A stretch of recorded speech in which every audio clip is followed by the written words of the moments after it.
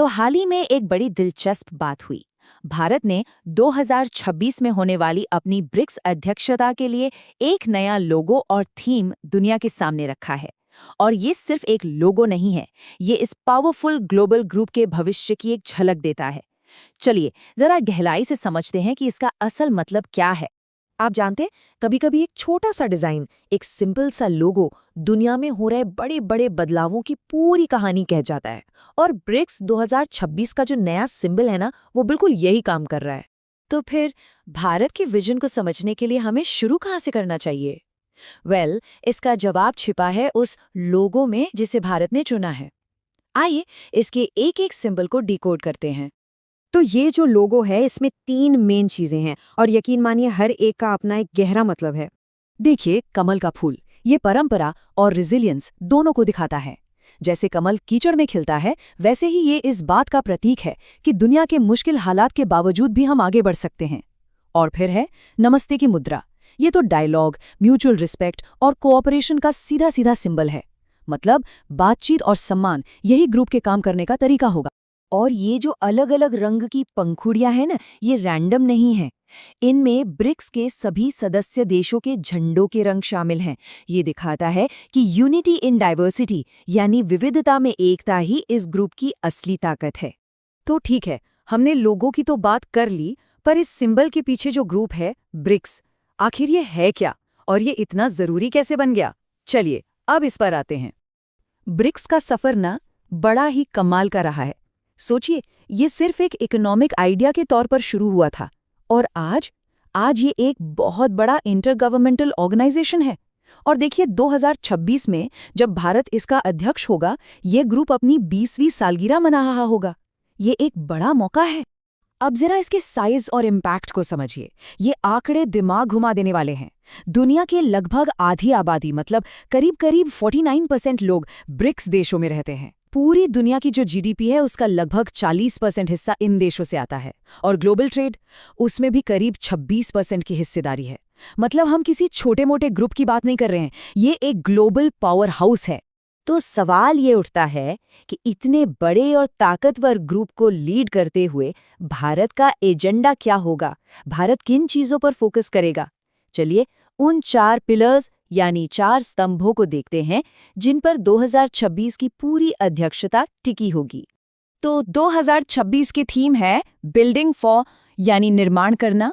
और ये निर्माण 4 चीजों का होगा: रेजिलियंस, इनोवेशन, कोऑपरेशन और सस्टेनेबिलिटी। हिंदी में कहें तो लचीलापन, नवाचार, सहयोग और स्थिरता। ये 4 शब्द ही इस साल का पूरा मिशन तय करते हैं। अच्छा, तो इन भारी भरकम शब्दों का मतलब क्या है? बहुत सिंपल है। रेजिलियंस मतलब दुनिया में जो भी बड़े झटके आते हैं, जैसे कोई महामारी या कोई और संकट, उनका सामना करने के लिए मजबूत बनना, चाहे वो खेती हो, हेल्थ हो या सप्लाई चेन। इनोवेशन का मतलब है नई नई टेक्नोलॉजी का इस्तेमाल करके सामाजिक और आर्थिक मुश्किलों को हल करना। कोऑपरेशन मतलब आपसी सम्मान के आधार पर मिलकर काम करना।